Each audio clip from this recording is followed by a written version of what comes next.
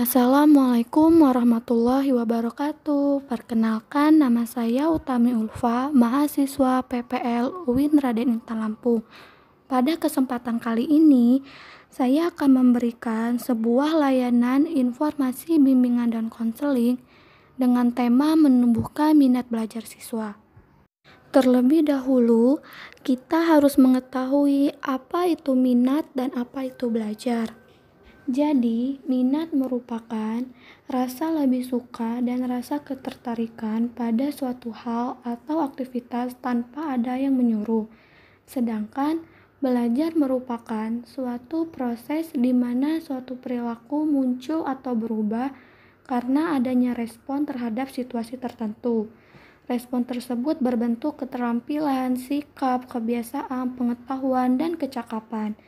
Jadi, minat belajar merupakan aspek psikologi seseorang yang menampakkan diri dalam beberapa gejala, seperti gairah, keinginan, perasaan suka untuk melakukan proses perubahan tingkah laku melalui berbagai kegiatan yang meliputi mencari pengetahuan dan pengalaman.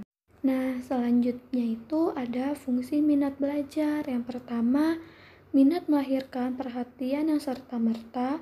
Yang kedua, minat memudahkan terciptanya konsentrasi. Yang ketiga, minat mencegah gangguan perhatian dari luar. Yang keempat, minat memperkuat ingatan dalam belajar. Dan yang terakhir, minat memperkecil kebosanan dalam diri sendiri. Kemudian selanjutnya itu ada faktor yang mempengaruhi minat belajar. Apa saja sih faktor yang mempengaruhi minat belajar itu? Di sini ada dua faktor. Yang pertama, faktor internal dan faktor eksternal.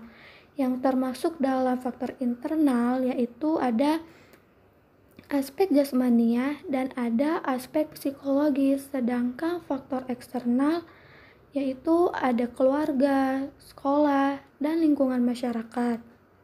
Kemudian di sini ada faktor yang menghilangkan minat belajar. Apa saja sih faktor yang dapat menghilangkan minat belajar tersebut? Di sini ada 3 faktor. Yang pertama, faktor kelainan jasmania. Yang kedua, pelajaran yang tidak menyenangkan. Dan yang ketiga, adanya masalah tersendiri. Dengan adanya faktor yang dapat menghilangkan minat belajar tersebut, maka adanya motif menumbuhkan minat belajar. Di sini ada 4 motif yang dapat menumbuhkan minat belajar. Yang pertama itu suatu hasrat untuk mendapatkan nilai yang tinggi. Yang kedua, suatu hasrat untuk memuaskan rasa ingin tahu. Yang ketiga, suatu hasrat untuk meningkatkan pertumbuhan dan perkembangan pribadi. Dan yang terakhir, hasrat untuk menerima pujian dari orang tua, guru, dan teman. Setelah kita memahami arti dari menumbuhkan minat belajar, maka di sini ada cara belajar yang efektif dan efisien. Di sini tuh ada 5 cara, yaitu yang pertama, buat suasana belajar senyaman mungkin. Yang kedua, merangkum pokok pembelajaran. Yang ketiga, belajar dengan praktik. Dan yang keempat itu, belajar rutin tapi jangan lama.